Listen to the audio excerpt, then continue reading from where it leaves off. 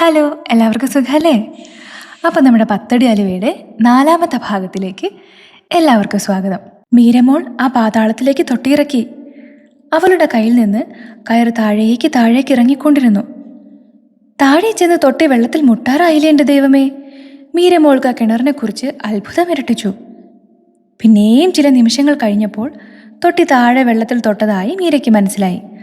അവൾ ഭയം ഉള്ളിലൊതുക്കി പതുക്കെ കിണറ്റിലേക്കൊന്നെത്തി നോക്കി. എവിടെയോ താഴെ വെള്ളി ഉരുക്കി ഒഴിച്ചതുപോലെ വെള്ളം നേർത്ത അലകൾ ഇളക്കുന്നത് അവൾ കണ്ടു. തൊട്ടിയിൽ നിറഞ്ഞ വെള്ളം മീരമോൾ പതുക്കെ മുകളിലേക്ക് വലിച്ചു കയറ്റി. അവൾ ക്ഷീണിച്ച് വലഞ്ഞിരുന്നു. ഒരു തൊട്ടി വെള്ളം മുകളിലെത്തിയപ്പോൾ തൊട്ടിയിൽ നല്ല പളുങ്ക് പോലത്തെ ജലം. ആ ജലം കണ്ടപ്പോൾ അവൾക്ക് പെട്ടെന്ന് ഇതുവരെ തോന്നാതിരുന്ന ദാഹവും വിശപ്പും പൊടുന്നനെ ഉയർന്നു. ഒരു കവൾ വെള്ളം കുടിച്ചിട്ട് ഇനി വെള്ളം കോരാം, മീരമോൾ തീരുമാനിച്ചു. എങ്കിലും വെള്ളം കുടിക്കാൻ തുടങ്ങുന്നതിന് മുൻപ് തൻ്റെ പ്രവൃത്തി ഒരുപക്ഷെ യക്ഷിത്തള്ള കണ്ടാൽ തന്നെ വകവരുത്തിയാലോ എന്ന് ഭയന്ന് അവൾ ചുറ്റും നോക്കി. ആ നോട്ടത്തിൽ അടുക്കളയുടെ ഒറ്റ മധ്യത്തിൽ ഒരു ചെറു പീഠത്തിൽ ഒരു അത്ഭുത കാഴ്ച അവൾ കണ്ടു.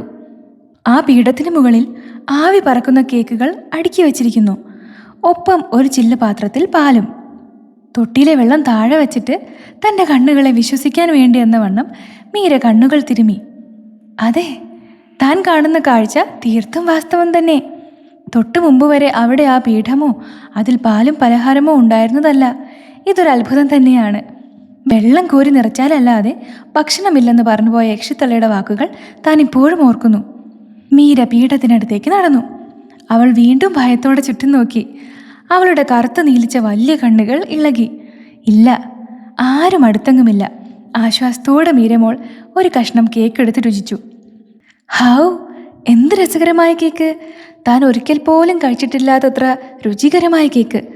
മീര തിടുക്കത്തിൽ അത് കഴിച്ച് രണ്ടാമത്തേതിനു വേണ്ടി കൈനീട്ടി. നിമിഷങ്ങൾക്കകം കേക്കുകൾ തീർന്നു. പാൽ നിറച്ച പാത്രവും കാലിയായി.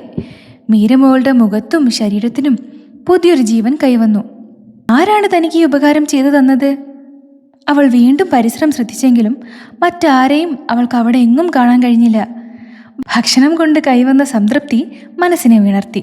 ചില നിമിഷങ്ങൾ കഴിഞ്ഞപ്പോൾ തനിക്ക് ചെയ്തു തീർക്കേണ്ട ജോലിയെക്കുറിച്ച് മീര ഓർത്തു. ഓ, ചില നിമിഷങ്ങൾക്കകം ആ തള്ള വന്നേക്കും. താൻ കുടത്തിൽ വെള്ളം നിറയ്ക്കട്ടെ. മീര പെട്ടെന്ന് കിണറിനടുത്തേക്ക് ചെന്നു. പാത്രം നിറയെ വെള്ളം കോരിയൊഴിച്ചെങ്കിലും ആ അധ്വാനം കൊണ്ട് മീരയ്ക്ക് അല്പം പോലും ക്ലേശം തോന്നിയതേയില്ല. മുനിഞ്ഞു കത്തിക്കൊണ്ടിരുന്ന ഒരു അടുപ്പിൽ നിന്നും തീ ഊതി കത്തിച്ച് മീര കുട്ടകത്തിൽ ചുവട്ടിൽ തീയിട്ടു. വിറകുകൾ ആ പാത്രത്തിൻ്റെ ചുവട്ടിൽ നീക്കി വെച്ച് അവളൊന്ന് വിശ്രമിക്കാൻ ആ പീഠത്തിനടുത്തേക്ക് നടന്നു ചെന്നു. വീണ്ടും ഒരിക്കൽ കൂടെ മീരമോളുടെ കണ്ണുകൾ അത്ഭുതം കൂറിപ്പോയി. ആ പീഠമോ പലഹാരവും പാലും ഇരുന്ന പാത്രമോ അവിടെ കാണാനുണ്ടായിരുന്നില്ല.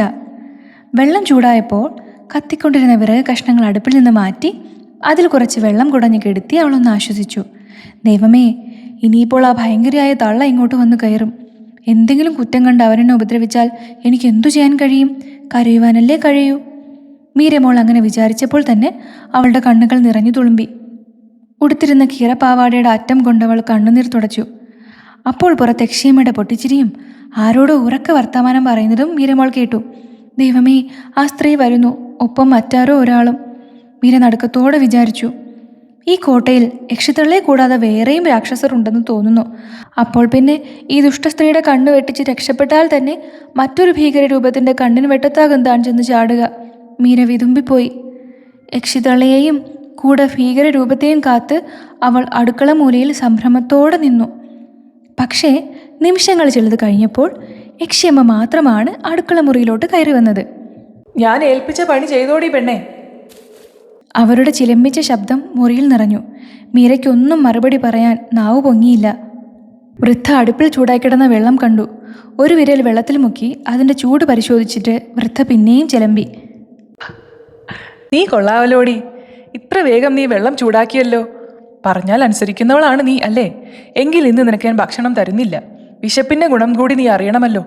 പോ, അകത്ത മുറിയിലേക്ക് പോക്കോ. അവിടെ കാണുന്ന കച്ചിക്കൂനയിൽ നിന്ന് അല്പം കച്ചി വലിച്ചിട്ട് അതിൽ കിടന്നുറങ്ങിക്കോ.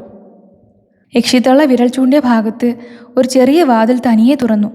ഭയന്ന് മീര ആ മുറിയിലേക്ക് കയറി.